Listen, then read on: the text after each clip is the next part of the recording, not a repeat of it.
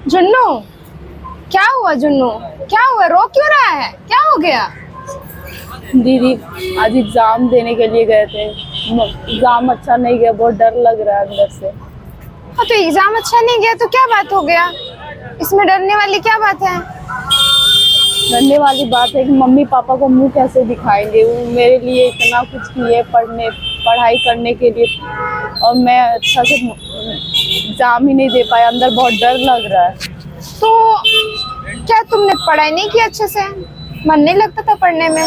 पढ़ाई की थी, बट यही लगता था कि मार्क्स कैसे आएंगे कैसे आएंगे। वो अभी तक भी और आगे भी पढ़ाई करना मन नहीं लग रहा है मेरे को। मन नहीं लग रहा है पढ़ने में, बोल रहे हो कि मार्क्स कैसे आएंगे, यही सोचते रह रहे हैं। तो तुम एक चीज बताओ, अगर यही सोचते रहोगे कि मार्क्स कैसे आएंगे, तो जिस समय तुमको पढ़ना चाहिए था उस टाइम क्या सही से पढ़ाई हो पाएगा तुम्हारा? ये तो पहले ही बता दिए, मतलब पता चल जा रहा है ना कि अब मार्क्स आने के तो पॉसिबिलिटीज ही खत्म हो गई। मान लो अगर आते भी तो फिर नहीं आएंगे, क्योंकि तुम्हारा मन ही नहीं लग रहा पढ़ने में।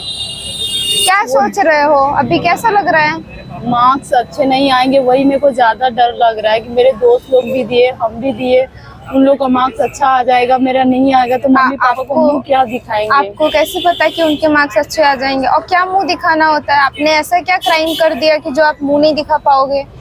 ये कैसी बातें कर रहे हो? मार्क्स अच्छे आएंगे तभी तो मैं आगे के लिए पढ़ भी सकूंगा, अच्छे डिग्री भी मिलेगी, तभी अच्छे कॉलेज मिलेंगे, तभी जॉब लगेगा, तभी ना। देखो जुन्नू, सबसे बड़ी परेशानी तो तुम्हारी यही है कि जब तुम्हें पढ़ना चाहिए उस टाइम तुम मार्क्स के बारे में सोच रहे हो, रिजल्ट के बारे में सोच रहे हो। तो ये ऑब्वियस सा बात है जुन्नू कि अगर जिस टाइम हमें पढ़ना होता है उस टाइम अगर हम मार्क्स के बारे में सोच रहे होते हैं तो फिर हमारे मार्क्स अच्छे कैसे आएंगे?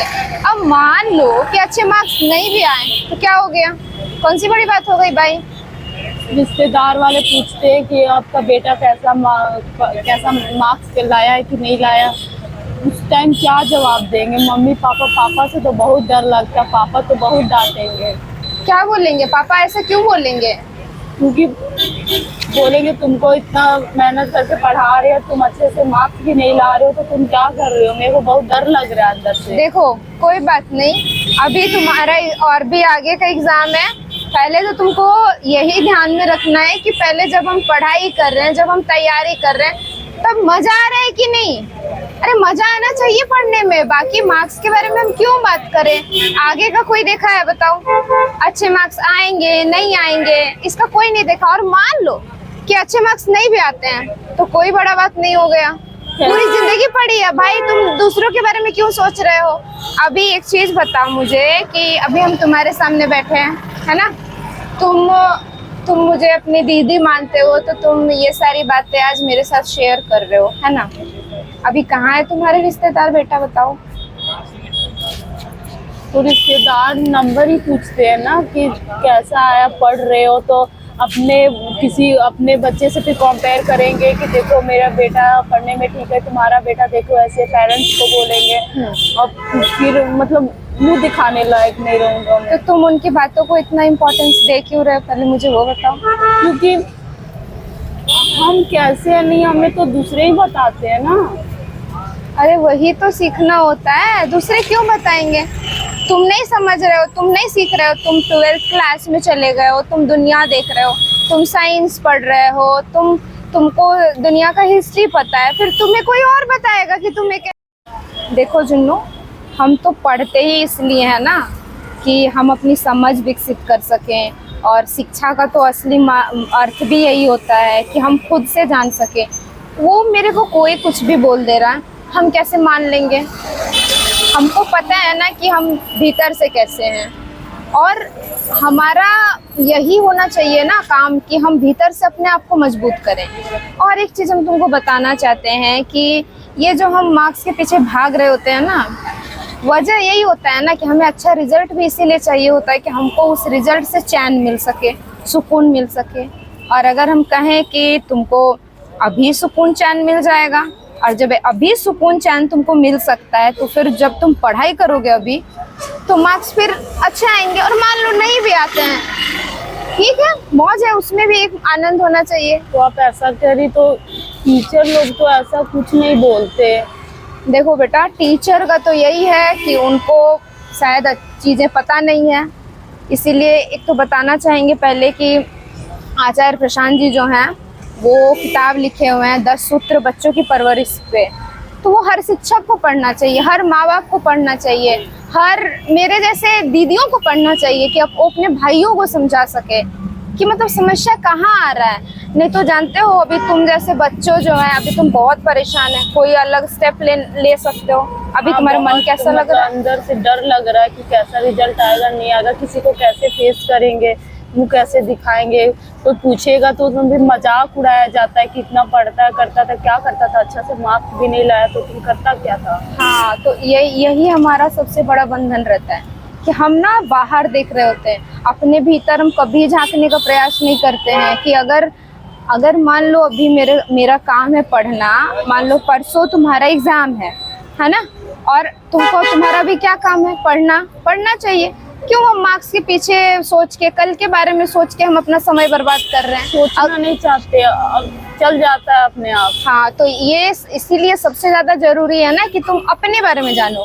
और जो आचार्य प्रशांत हैं ये उनका देखो, ये विद्यार्थी जीवन करके एक पुस्तक है, ठीक है, तुम ये पुस्तक पढ़ सकते हो। इसमें देखो इसका इंडेक्स भी तुम देखो, ये तुम्हारे लिए ही है, तुम जैसे बच्चों के लिए ही है। देखो यहाँ क्या है, डर बहुत लगता है। एक जो स्टूडेंट है उसको तो डर लगता है, जैसे अभी तुमको डर लग रहा है ना। अटेंशन, फोकस, कंसंट्रेशन ये सब बिल्कुल भी नहीं कर पा रहे हो। मोटिवेशन का भी बहुत दिक्कत होता है, मतलब जब पढ़ने बैठते हैं ना तो एक समय में टीचर होता है कि बोलता है कि पढ़ो ये करो तो पूरा आ जाता है मेरे। और ये कहता है कि you can do it, you can do तुम इट, कर सकते हो। हाँ तो फिर घर जाते सारा पढ़ते फिर सारा खत्म हो जाता है। हाँ वही चीज होता है। तो सर इसमें बता रहे हैं कि असली मोटिवेशन क्या है, मोटिवेशन का सही अर्थ क्या है। और सर लोग बोलते हैं अपने आप पे विश्वास रखो, तुम कर सकते हो। अपने आप पे विश्वास रखने बोलते तो अभी मेरे पे विश्वास क्यों नहीं आ रहा? अभी देखो देखो हमारा जीवन का क्या है ना, हार जीत, कुछ मिलेगा कुछ छूटेगा, कोई किसी का जन्म होता है, किसी का मृत्यु होता है, ये सब लगा रहेगा। हम कैसे सोच सकते हैं झुन्नू कि हम जो चाहेंगे वही हमारे जीवन में होगा। और ये भी तो जरूरी नहीं है कि अगर हमारा भीतर समझ नहीं है, ठीक है, तो हमको कैसे लग रहा है कि हम जो चाह रहे हैं वो हम सही चीज चाह रहे हैं। तो सबसे बड़ा जिम्मेदारी क्या हो जाता है तुम्हारा, बताओ तुम हमको? पढ़ना, हाँ, पढ़ना, सीखना, समझना। जब हम पढ़ लेंगे, सीख लेंगे, समझ लेंगे तो जो मेरे से जो डिसीजन निकलेगा, हम जो चुनाव करेंगे वो भी फिर सही चुनाव होगा। तो हमारा सबसे बड़ा जिम्मेदारी एज ए स्टूडेंट यही होता है कि हम सीखे समझे। और हार जीत, सफलता असफलता ये सब लगा रहता है। मजबूत शरीर है, दौड़ो, जिम जाओ, साइकिलिंग करो, जो हो सकता है करो। उदास बैठे हो तुम, अभी तुम 12th क्लास में हो, पूरा जीवन आगे पड़ा है और तुम ऐसे डिसीजन लेने का सोच रहे हो कि ये कर लेंगे वो कर लेंगे। ये बात होती है। जीवन आगे पढ़ा है तो मार्क्स अच्छे आएंगे तभी ना जॉब लगेगा तभी ना पैसा आएगा, ऐसे मेरे को कौन जॉब देगा? अरे तो तुम कल की बातें क्यों कर रहे हो जुन्नू? कल की बातें आज ना जीवन है, जीवन तो आज होता है। कल का जीवन का तुम्हें क्या पता? बट टीचर मम्मी पापा तो यही बताते हैं। तो मम्मी पापा की जानते हो क्या समस्या है ये, कि मम्मी पापा को पता ही नहीं है कि बच्चों को सही परवरिश कैसे करना है। तो इसका मतलब मेरे मम्मी पापा गलत परवरिश दे रहे थे मेरे को? हाँ बिल्कुल, अगर नहीं जानकारी है तो गलत परवरिश ही हुआ फिर, और क्या बोलूं मैं उसको। अभी तुम मेरे पास आए हो, ये जो तुम आंटियों के बारे में बोल रहे हो कि ये सोचेंगे कि इसका बेटा अच्छा मार्क्स क्यों नहीं लाता है, वो आंटी क्या कहेंगी, उनके बेटे के मार्क्स अच्छे आ रहे हैं। तो तुम जो ये परेशानी मेरे साथ यहाँ पर आके डिस्कस कर रहे हो, आज वो आंटी है तुम्हारे सामने क्यों नहीं बैठी है? बता तो मैं रही हूँ ना। तो अच्छा रिश्ता मेरे साथ तुम्हारा हुआ या आंटियों का हुआ, बताओ? आपका हुआ, बट लेकिन आंटी लोग पूछती है मम्मी पापा, तो फिर मम्मी पापा बोलते कि तुमको इसलिए पढ़ा रहे थे, तुम अच्छा मार्क्स क्यों नहीं लाया, तुम क्या दिखाएंगे सबके मम्मी पास? पापा को मम्मी पापा वाला काम करने दो, क्योंकि उनको समझ नहीं है तो वो जो कर रहे हैं उनको करने दो। तुम्हारा जैसे मैं तुमको यहाँ पे बैठ के समझा रही हूँ, तुम्हारे पास ऑप्शन है कि तुम ये किताब पढ़ के सीख सकते हो, समझ सकते हो। पहले ये किताब पढ़ो, सीखो, समझो, ठीक है, उसके बाद फिर से हम तुमसे बात करेंगे इस मैटर पे। और अभी फिलहाल तुम्हारा परीक्षा है। कल क्या हुआ, मार्क्स अच्छे आए नहीं आए, हमको इसके बारे में बिल्कुल नहीं सोचना है। आया मिला तो भी मौज होना चाहिए, नहीं मिला तो भी मौज होना चाहिए। अगर हम दुखी हैं तो भी भीतर कुछ है जो कोई नहीं छू सकता उसको, वो उसको मजबूत बनाने की कोशिश करो। फिर दुख हो सुख हो मजा आएगा, आनंद आएगा। तो ये तुम्हारी जिम्मेदारी ये है। हाँ इसमें ऐसा लिखा हुआ है। हाँ बिल्कुल लिखा हुआ है, बहुत अच्छे से लिखा हुआ है, तुम्हें बहुत अच्छा लगेगा। देखो तो तुम ये यहाँ पे पढ़ भी सकते हो, थोड़ा मुझे पढ़ के सुनाओ ये क्या है। जवानी अपना रास्ता खुद बनाती है, वो आलसी नहीं होती, पहाड़ काट डालती है। बताओ। और अभी तुम क्या कह रहे हो कि हम यहाँ से कूद जाएंगे, हम सुसाइड कर लेंगे। अरे जवानी अपना रास्ता खुद बनाती है यार, पहाड़ काटने के लिए तैयार हुए हो जुन्नू, क्यों परेशान है? पर हमें तो आज तक किसी ने नहीं बताया। अरे मैं बता रही हूँ, किसी ने नहीं बताया, तुम सीखो, फिर तुम आगे लोगों को बताओ। क्योंकि तुम ही है ना कि तुम जब समझोगे तो दुनिया में फिर आगे ये चीज लेकर जाओगे कि और आगे तुम्हारा जैसा कोई स्टूडेंट ऐसे परेशान ना हो। तो तुम्हारी जिम्मेदारी ये बनती है कि तुम अपने दोस्तों को भी ये जो सर की पुस्तक है इसके बारे में जरूर बताओ, और अपने मम्मी पापा को ये जरूर बताओ कि एक दीदी मेरे को बता रही थी कि 10 सूत्र बच्चों की परवरिश के, कि मम्मी पापा आंटी अंकल जी आप इसको पढ़ो, ताऊ जी ताई जी फूफा फूफी सब ये पढ़िए, फिर आपका बच्चा अच्छा भी करेगा और उसका जीवन भी सुंदर होगा। ठीक है? तो नंबर डिपेंड नहीं करता। बिल्कुल भी नहीं बेटा, बिल्कुल नहीं। अब कैसा लग रहा है बताओ? अच्छा लग रहा है। चलो बढ़िया, वेरी गुड।